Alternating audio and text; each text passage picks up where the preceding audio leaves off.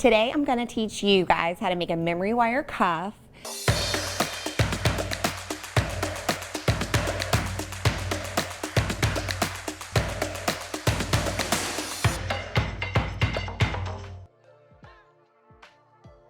So we're gonna be using garnet for this bracelet, and it looks really pretty with these silver connectors that we have here. And if you've never worked with memory wire, this is what it looks like. We sell it in a huge kit of 3 different colors, and this is the bracelet size. And normally it makes bracelets like this that are just coils. That's kind of like the standard way to do it. But you can also do cuffs with it, which is what I like to do. I use a lot of cuffs in my designs, if you didn't know. An intermediate twist on a beginner technique. So I'm excited to show you guys today. That's what we're gonna be making, and it's gonna be great. These are about 3.8 to 4 millimeter rounds, and they just work perfectly with these connectors specifically. So, and let's get started.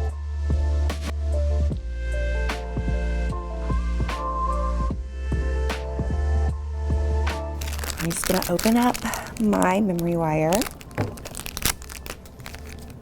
And you always need a special cutter for memory wire. It will break your flush cutters if you don't. It'll just leave a little notch in them. We're gonna start with the first strand, but I'm gonna go ahead and cut. I'm gonna cut all 3 strands. So just hold it in your hand and cut a little bit more than 1 full rotation. That. 1,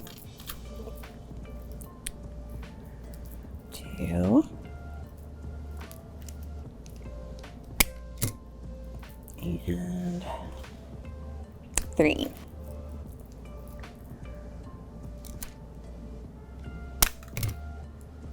First, we're going to start with one of the strands. I'm going to start with either the bottom or the top strand. Grab your looping plier, and I use my 6-step bale shaping plier for this, and I just roll the end back going against the grain of the coil like this.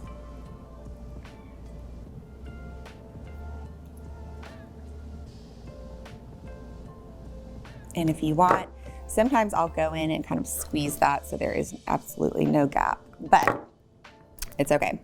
All right, so now we're ready to start stringing. And I think for time's sake, I might not do the silver spacers because that takes, these are really small stainless steel spacers, and it just adds a lot of time to the stringing. So I think for this demo, I'm just gonna use the garnet beads. I hope that's okay. You'll get the idea. It's all about, you know, counting the numbers. You always want it to be evenly spaced. Okay, so the way we're gonna start is string 1 garnet bead, and then string 1 3-hole connector, string it through the top hole, and then we're gonna do 7 garnet beads. And just remember that if you're doing spacers, to do them between every bead. So you do 7, and then you do another 3-hole connector. And then we do 7 more garnets. Make sure that you string that through the top hole of the connectors on both. So 7 is kind of the magic number for this piece.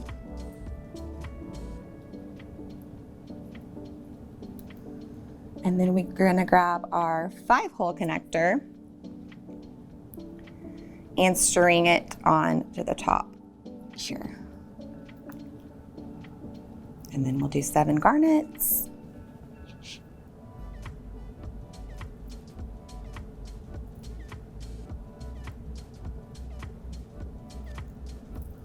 Need to let that all slide down a little bit.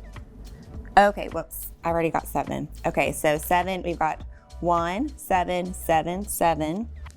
Grab another 3-hole connector, string it through the top. We'll do 7 more garnets.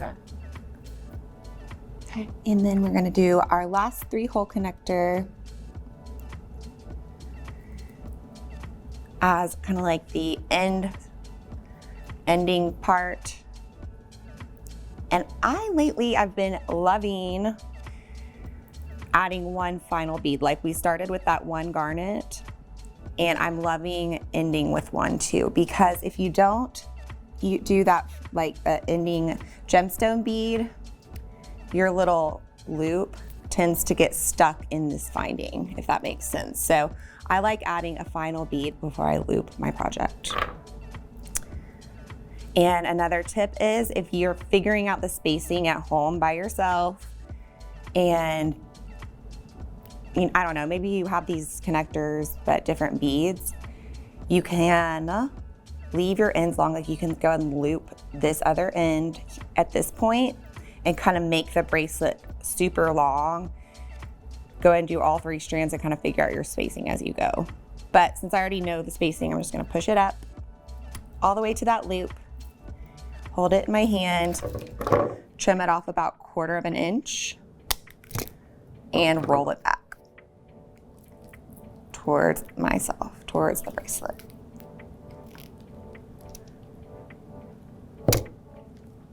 Like that. And we're ready to do the second strand. So grab one of your other little rotations, roll it back against the grain.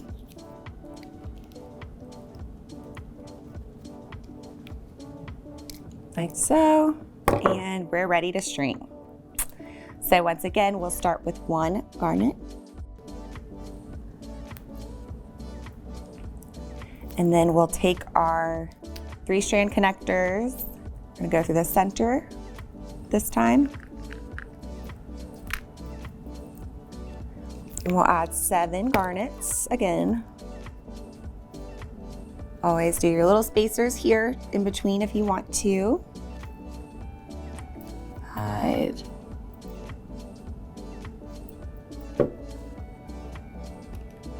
6, 7.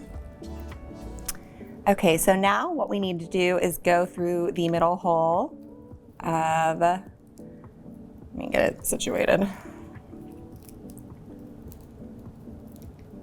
This one here. So just string it through the middle here.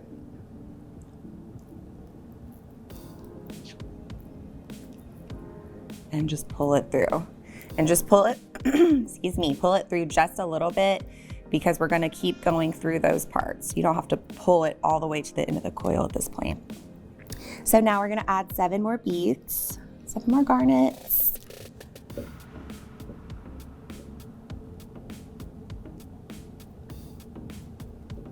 Okay, and now we're gonna go through the middle hole of this 5-hole connector.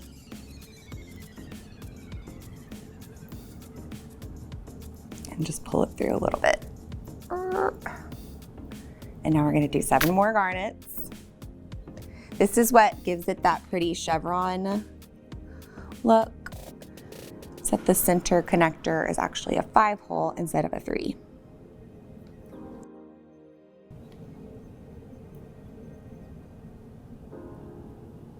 Oops. Okay, now we're gonna go through this 3-hole connector in the middle, and finally add 7 more garnets.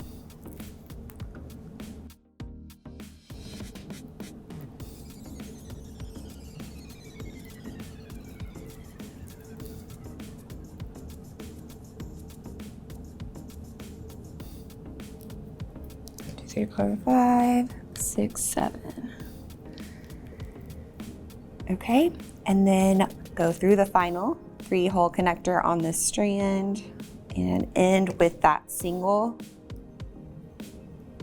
garnet bead once you get your wire through.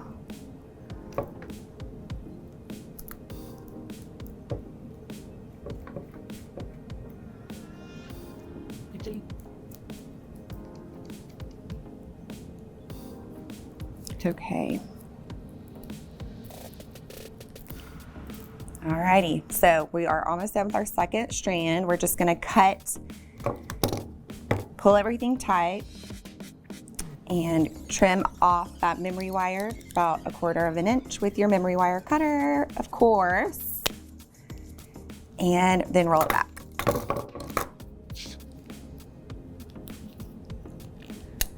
And once again, in the original design, I used 2mm stainless steel spacers. Today I'm not using those, but they look really gorgeous with that garnet. Garnet looks so pretty. Like Andrew and I were talking about this earlier, it looks beautiful with silver and with gold. This is a faceted version of this garnet, but something about the silver is stunning. So you can pick, and once again, there are the multi-strand connectors in gold. Hopefully we'll get those back in stock soon because I use them all the time. If you go to JTB and search connectors, multi-strand connectors, you will find some other options for these. Let's do our last strand of this bracelet. And I've already cut my rotation of memory wire. I've looped it back against the grain of the memory wire on one end, and I've slid on one garnet bead. Now I'm going to go through the bottom connector here. The last piece. Something satisfying about the last strand of this bracelet to me. Okay, and now we're going to string 7 garnet beads.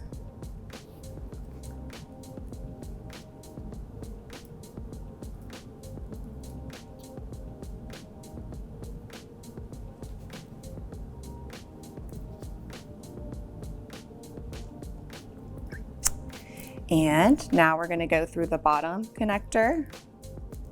And it can be tricky if you're not used to making this kind of bracelet, just to not let the memory wire, not let the beads slip off, but also to get it through that connector. But just take it easy. Just put it through a little bit. 7 garnets. And this set of garnets is $29.99. You get 3 strands, so you have plenty to work with if you're interested in getting these.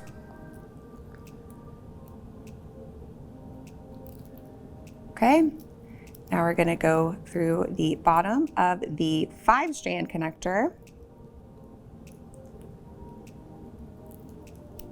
And yeah, you can see how I'm skipping those holes, and that gives it that pretty chevron shape.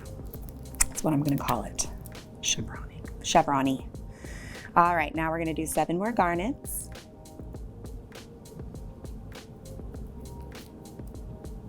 Six, 7. And then put it through the connector here. And a lot of times I'll just get it started and then I'll hold it in my hand and just push the memory wire with my other hand. Alrighty, so 7 more garnets. 7 is the magic number. And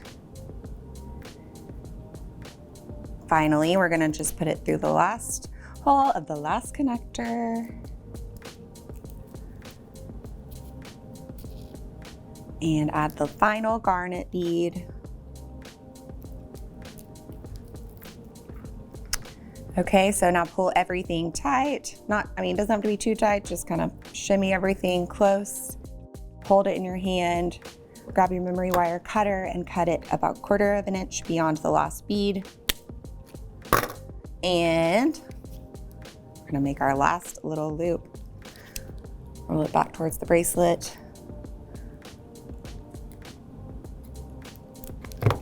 And we're done. So that's how you make that cute little memory wire cuff. I'll put it on so you can kind of see what it looks like. And it's a little bit too small without those silver spacers because those do add a lot of length, believe it or not, but it's just really pretty. So I hope you guys enjoyed that. So thank you guys so much for watching.